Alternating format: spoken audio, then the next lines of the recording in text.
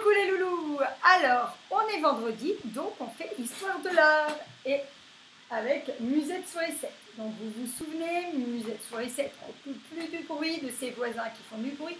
Elle part sur les routes chercher une nouvelle maison. Donc vous vous souvenez qu'elle va au bord d'un étang et elle rencontre un poisson. Mais le poisson, il vit dans l'eau et elle ne veut pas être mouillée. Donc, tant pis, petite souris, te voilà repartie. Et trotti, trotta, petit pas, Musette cherche un autre endroit.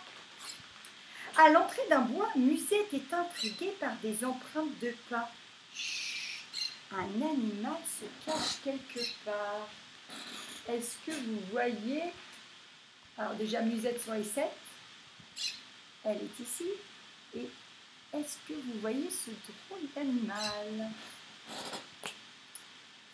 Tête fripée, peau tachetée, allure fatiguée. Mais qui a-t-elle vu? C'est une tortue biscornue. Bonjour, où tortue, tortue? Demande Musette.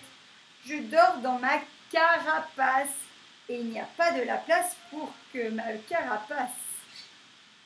Il n'y a de la place que pour ma carcasse, répond la tortue. Je dors dans ma carapace et il n'y a de la place que pour ma carcasse, répond la tortue. Donc seulement pour elle.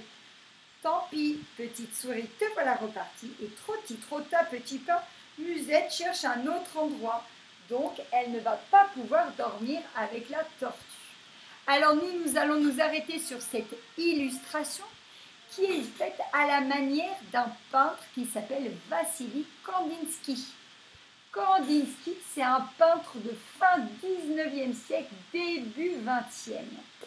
Et Kandinsky a été un des premiers peintres à faire de la peinture abstraite, c'est-à-dire qu'il représente des émotions, des sentiments, pas avec des choses figuratives, c'est-à-dire qu'il ne va pas dessiner quelque chose que l'on voit tous les jours. Il va utiliser des formes géométriques, donc vous voyez, beaucoup de lignes, des ronds, des points, des courbes, des carrés, des triangles. Et donc aujourd'hui, nous allons essayer de peindre à la manière de Vassili Kandinsky. Donc je vous ai mis des documents sur Classroom, des petites vidéos à regarder pour en savoir un petit peu plus sur cet artiste. Alors, vous allez devoir faire un dessin abstrait. Donc, c'est-à-dire que vous avez besoin d'une feuille blanche. Vous pouvez commencer au crayon à papier si vous voulez, mais de la peinture noire et de la peinture, mais de la peinture à l'eau de toutes les couleurs. Donc, moi, je vous ai préparé une petite fiche avec différents graphismes que vous pourrez utiliser sur votre feuille blanche.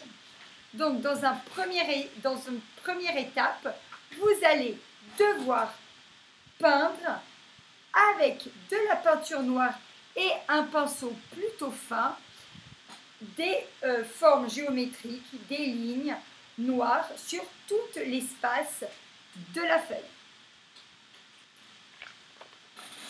Voilà, alors j'ai utilisé différents graphismes que je vous avais montré tout à l'heure sur la feuille et j'ai peint à la peinture noire et j'ai pris à peu près tout l'espace de la feuille.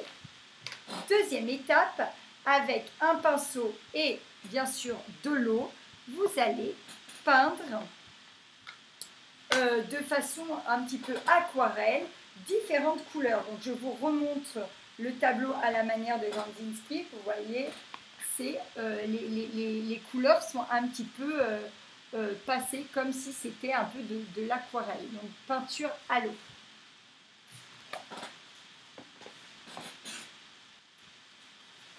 Voici ma peinture abstraite à la manière de Kandinsky. Donc c'est à vous de jouer. Donc vous pouvez faire, première étape, au crayon à papier sur une feuille blanche, différents graphismes, puis ensuite vous repasserez à la peinture noire et ensuite avec de la peinture à l'eau, vous peignez, vous complétez la figure. Attention, il faut bien attendre que la peinture noire soit sèche pour faire la suite. À vous de jouer, amusez-vous bien. Vous avez une semaine pour le faire. N'oubliez pas de nous envoyer une photo dans le flux de Classroom. Bon week-end!